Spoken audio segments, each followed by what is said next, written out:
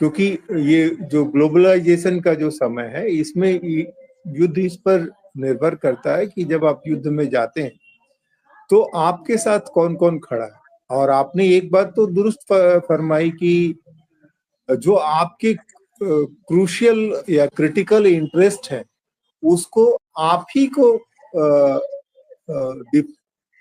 आपको आपको ही डिफेंड करना पड़ेगा। कोई आपके बदले आकर के आपके इंटरेस्ट को नहीं डिफेंड करना पड़ेगा। हमारे इस खित्ते की समस्या ये है कि जो जो कोलोनाइजेशन के दौर में जब हम गुजरे हैं तो बहुत सारी चीजें हमको ऐसी हासिल हुई है जो हमारे लिए लायबिलिटी रही है, और उसको सुलझाना जो है वो बहुत मुश्किल रहा है। और उसमें ये पाकिस्तान के निर्माण में जो है ये बहुत सारी बातें जो आती रही है, उसमें एक ये भी रहा है कि वेस्ट ने पाकिस्तान को बनाया ही इसलिए है कि उसका जो जो जियो स्ट्रेटेजिक इम्पोर्टेंस है, और उस समय अमेरिका और जो सोवियत संघ के बीच में जो चल रहा था उसकी जो लोकेशन है, वो उनके हिसाब से वो मुफीद पड़ती थी। जहां तक स्ट्रेंथ की बात है, तो उसमें हम जानते हैं कि इकोनॉमिक स्ट्रेंथ की बात हो या मिलिट्री स्ट्रेंथ की बात हो, पाकिस्तान कहीं हमारे सामने नहीं टिकता है। लेकिन ये भी हमको हमेशा ध्यान में रखना चाहिए कि आज जो जो लड़ाइयाँ होती है उसमें एसिमेट्रिक वारफेयर भी होती है, और वो स्ट्रेटेजी के आधार पर वो अलग अलग चीजें तय होती है कि किस तरह का अटैक होगा और किस तरह का रिस्पांस होगा, अगला आदमी कितना नुकसान सहने की स्थिति में। चीन शांति के चीन की जो पहले स्थिति थी 65 के समय में या उससे पहले जो उसके इंटरेस्ट थे, आज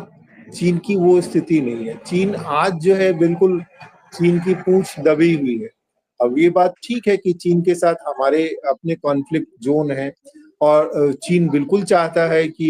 वो कहीं से उस पर अपने इंटरेस्ट को, अपनी जो चीजें हैं उसकी वो सुलझा पाए भारत की कमजोरी का लाभ उठा करके। पर इस वक्त जो है चीन खुद ही घिरा हुआ है, जो उसके ट्रेड रिलेशनशिप हैं उसमें जो उसके ट्रेड पार्टनर्स हैं अमेरिका के साथ ऑलरेडी वो हो चुका है। उसके अलावा जो जापान आज उसके साथ नहीं है, क्योंकि जापान के साथ भी जो चीजें हैं वो बहुत आसान नहीं है। कोरिया है,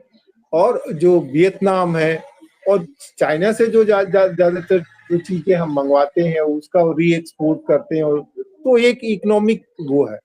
हाँ, ये बात बिल्कुल हमको ध्यान में रखनी चाहिए, या लोगों को समझनी चाहिए कि हमारे लिए भी ऐसा नहीं है कि हमको मुश्किल दौर से नहीं गुजरना पड़ेगा। पर लोगों को जो एक मिस इन्फॉर्मेशन, देखिए ये जो घटना हुई है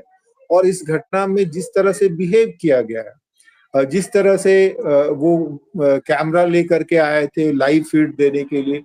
जिस तरह से ये बात कही गई कि पहले जो है पूछा गया उनके धर्म के बारे में, लोगों के कपड़े उतरवाए गए,